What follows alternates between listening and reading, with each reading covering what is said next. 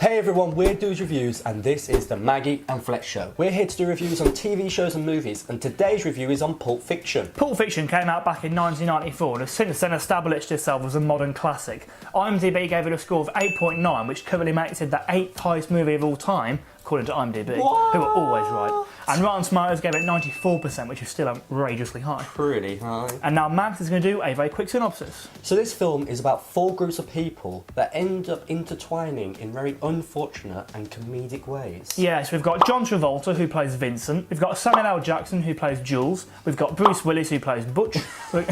He's not Butch. Uma Thurman, who plays Mia Wallace. And Ving Rhames, who plays Marcellus Wallace.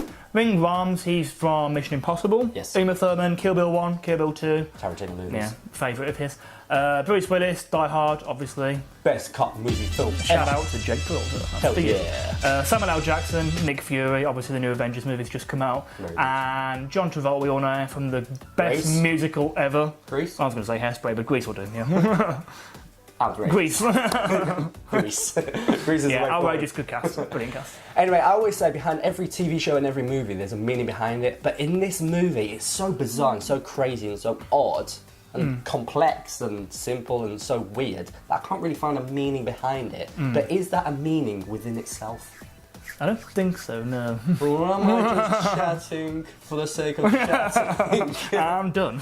Cool. Yeah, so this movie, I remember when I was must be about 9-10 years old, I found it on VHS. Tried to watch it, didn't Retro. understand. Yeah, my mum was like, you can't watch it, it's got black comedy and you won't understand it. I was like, what's black comedy? So now this movie, for me personally, is like the summary of this summarises black comedy like that. It's brilliant how it's got things that you shouldn't laugh at, but you laugh at them anyway. And the way it blends inappropriate things that shouldn't be funny with comedy and how it makes it there's funny. other black comedy films out there, but yeah. this is one of those things that you would definitely say, like, it's definitely an it's example of personal black to comedy. you Yeah, as yeah, well. yeah. But I think generally it's a good example of black comedy. Yeah, and especially when we're talking about black comedy, there's an interrogation scene that happens in this movie, and it's more or less about the fact that it's getting quite serious, there's stuff going on, it's going to be a bit life-threatening at times, and all of a sudden this guy comes over, Jules, and goes, hey, it's not your burger.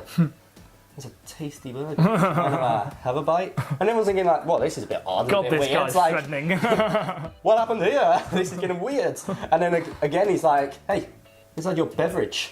May I quench my thirst? Who says quench? And it's so odd and so bizarre, but that's a great understanding of how like something so serious can have like a comedic way, like halfway through. People wouldn't have expected that, but it's something that did happen. Yeah, and these silly odd. conversations happen both with and without the violence, and the whole movie is just based on these silly conversations, which makes it so funny. Like, like the way the conversations. It's like whenever you see a movie, normally the bad guys or the villains or the thugs are going somewhere. You don't see what happens on that journey. You see like snippets. Yeah, it's just them like in the car, they're here, and I feel like this movie has like a real life aspect to it, so you actually see what goes on and what they talk about on the way to kill people. Yeah, and stuff like that. It makes sense because that is so good in this movie because there's a bromance, we should say, between this guy called Vincent and Jules. Yeah. They're so good together, and how they like the chemistry, how they talk, and how they like discuss things. It's very odd, but as you said, on this way to a journey of something they were going to do in this movie, you'll only know if you watch it, they end up having a debate about foot massages. As you do, which is to go and interrogate them. Which is, of course, something you do to pass the time. Was it the interrogation technique?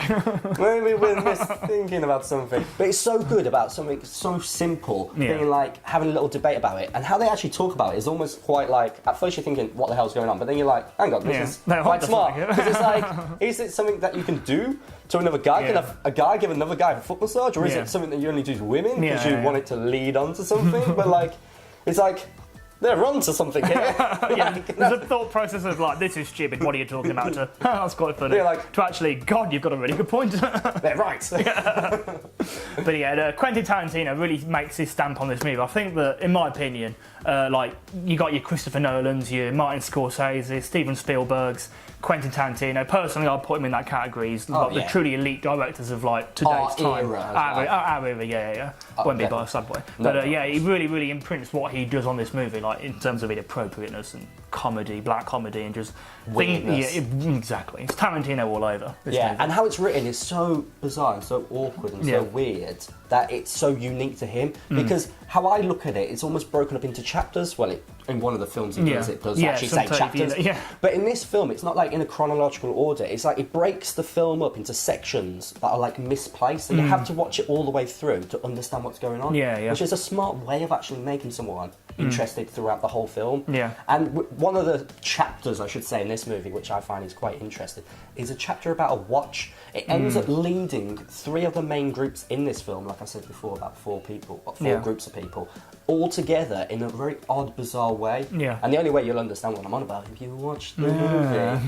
But this film, as you said, Quentin Tarantino, top of his game. Yeah, yeah. One of my favourites. One of his favourites. One of my favourites as well. There's some people still living the same role 24 years later. That's what you call success. That's what you call success. As a direct line, helpful guy. Shout out for you. We're talking to you, Mr. Wolf. Get out of the job. Come on, you're better than this. Fair play. If I could, I'd rinse that role. Yeah, in all fairness, 24 years is a long time. He's still nailing it. And as we always say, music does make a movie, and again, that's no exception for this movie.